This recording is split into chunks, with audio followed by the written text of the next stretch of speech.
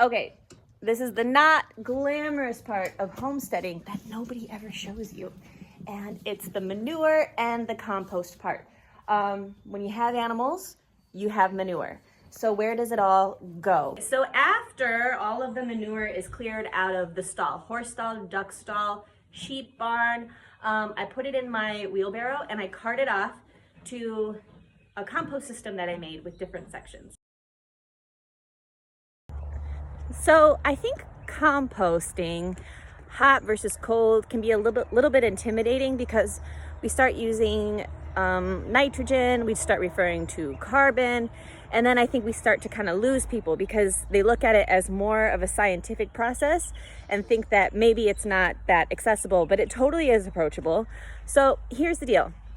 When you're doing compost, you want to have a mix of nitrogen-based items. Nitrogen comes from green manure, green items. So that would be our horse manure, duck manure, sheep manure. It could be food scraps. It could be anything that is organic and think of in terms of like wet.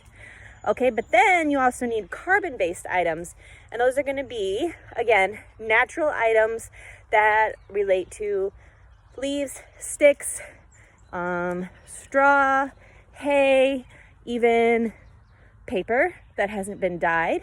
So you need to have a good mix, and most often you want 2/3 carbon items, so the brown, versus 1/3 green nitrogen-based items like manure or vegetable scraps. If you have that ratio, you can successfully compost. So what that looks like for us is the manure to bedding and hay. Okay, and so I'm not going through and measuring and trying to get a shovelful of manure for every 2 shovelfuls of hay and bedding. What I do is I just throw it all in there and it works. So don't get hung up on the ratios. So here's a fresh heap. You'll see a lot of different materials in here. We're gonna do this. We're gonna get close to the compost. We have hay. We've got wood chips from our run where manure has been cleaned out. There's obviously manure in there. There's sticks and leaves in there just from naturally grabbing that and moving the pile. But you also see mushroom growth. Mushroom growth is a good thing. If mushrooms can grow there, it means everything in there is breaking down and heating up. There's moisture. It's life, and that is important. But this isn't ready because items in the compost heap are still visible. We don't want to know what's in the compost. If you can see what's in the compost in the ingredients, it's not ready yet. Let's go to section 2. See the color difference? Older, newer, older. Okay. This is not ready either. There's still some distinguishable items. We can still see manure. You can still see hay. So this is not ready, but you can see it's been turned and it is breaking down and it's taking on a more rich color. Now let's go to the bottom. Look at how dark this is. That is good compost.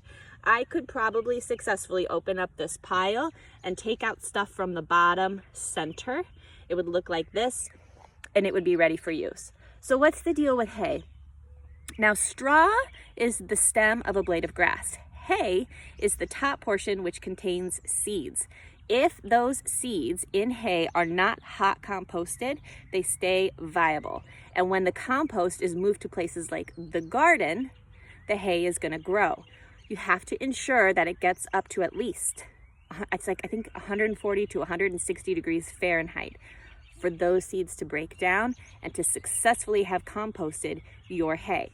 So you need a couple of things in order to do that. We need the ratio of carbon to nitrogen, and we need water, and we need air. I actually don't water my compost heap. Here in central New Jersey, we get plenty of rain, and so I'm not out here with the hose watering. Do we turn it? Occasionally. I don't keep a pipe. I used to keep a massive PVC pipe with holes drilled all along the length of the pipe and insert it in there to give it an airway right through the center of the pile. I didn't really see much of a difference. So now it's occasionally just turned. It has just been turned. Let's walk over to the pumpkin patch area. See all these heaps, this giant spread out area? This is the new pumpkin patch.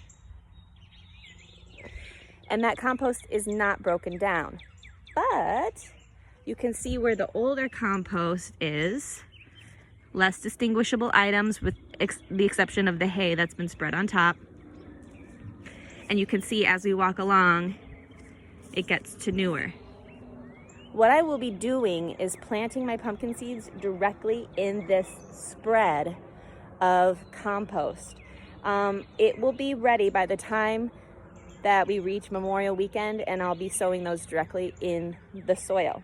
So if you want to speed up the process of composting, you can cover it, you can tarp it, and that helps to keep in the moisture, and it helps to keep the heat inside, trap it in there. It just helps things to break down a little faster, but you can actually make it catch on fire because it can get so hot. So you do have to make sure if you're covering and tarping to turn. I've done that in the past. It steams, it's crazy. Composting, it's just wild if you think about it. It does blow my mind a bit.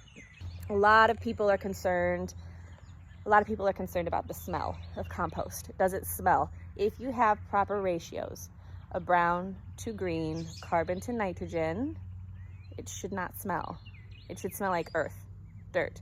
If it's well put together, a compost heap is not going to smell like aged yuck.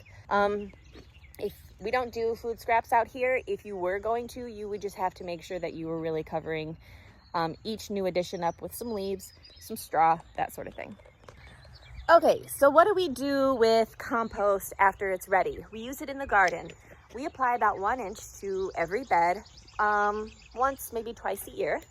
And it's also just an amendment. We use it around our fruit trees.